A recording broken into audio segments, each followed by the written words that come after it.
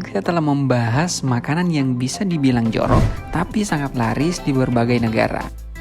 Jika di Indonesia mempunyai oncom sebagai fermentasi tempe yang diolah menjadi berbagai bahan makanan, maka di Cina punya stinky tofu. Seperti namanya, hidangan tradisional ini memiliki aroma busuk yang akan membuat orang ingin muntah saat pertama kali mencicipinya. Orang-orang menyebut makanan ini sebagai stinky tofu atau tahu yang berbau busuk karena diproses melalui fermentasi selama berbulan-bulan guys. Bayangkan, tahu ini dibuat dari adonan susu yang dicampur dengan sayur dan daging, lalu dibiarkan selama beberapa waktu hingga menjadi padat. Jenis tahu yang punya bau busuk ini sangat menyengat karena diawetkan. Penampilannya sungguh tak menggugah selera karena warnanya yang hitam atau coklat. Stinky tofu ini bisa dinikmati dengan cara dikukus atau direbus bahkan sebagai bahan utama sup. Gimana? Ada yang tertarik buat mencobanya?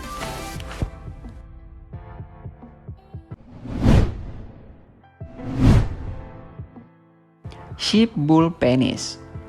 Nah, ini dia guys, kuliner yang bisa dibilang sangat tidak lazim untuk dikonsumsi oleh masyarakat pada umumnya, khususnya di Indonesia. Namun merupakan hal yang biasa di negara Cina. Penis dari domba, sapi, dan banteng. Sebagian masyarakat di Cina percaya bahwa memakan bagian yang lain dari binatang ini dapat menambah energi bagian tubuh yang sama pada manusia, atau dipercaya mampu meningkatkan kesehatan seksual.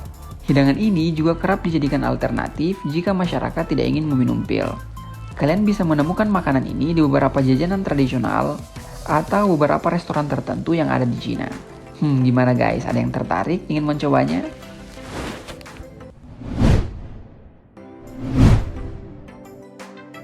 Kepala monyet. Nah, selanjutnya makanan satu ini bisa dibilang sangat tidak lazim untuk dimakan, namun sangat populer di Cina, yaitu menyantap otak monyet yang masih hidup dalam keadaan mentah. Dulunya, makanan ini merupakan makanan yang banyak disantap di kalangan kelas atas di Cina. Otak monyet hanya bisa dipesan di wilayah Guangdong atau Hong Kong. Biasanya, para chef akan menaruh monyet hidup di bawah meja dengan kepala menonjol di permukaan meja. Lalu kepala monyet itu dibelah dan diambil otaknya. Sebenarnya makanan ini sudah dilarang di Cina, tapi masih bisa ditemukan di beberapa daerah, salah satunya Guangdong.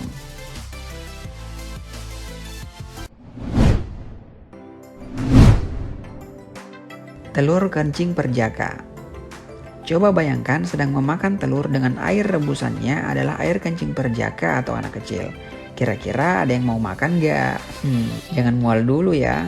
Biasanya para pedagang di Cina ini akan mendatangi sekolah SD saat istirahat dan menampung air kencing anak laki-laki. Telur ini dipercaya memiliki banyak sekali manfaat guys. Ada yang bilang bisa menyembuhkan penyakit kulit dan penyakit-penyakit yang lainnya. Mengenai rasa, tidak beda jauh dengan telur kebanyakan. Mungkin karena kencing perjaka baru dimasukkan saat telur akan matang.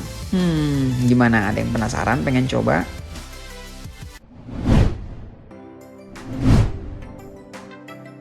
Century egg. Di Indonesia pasti sangat familiar dengan yang namanya telur asin.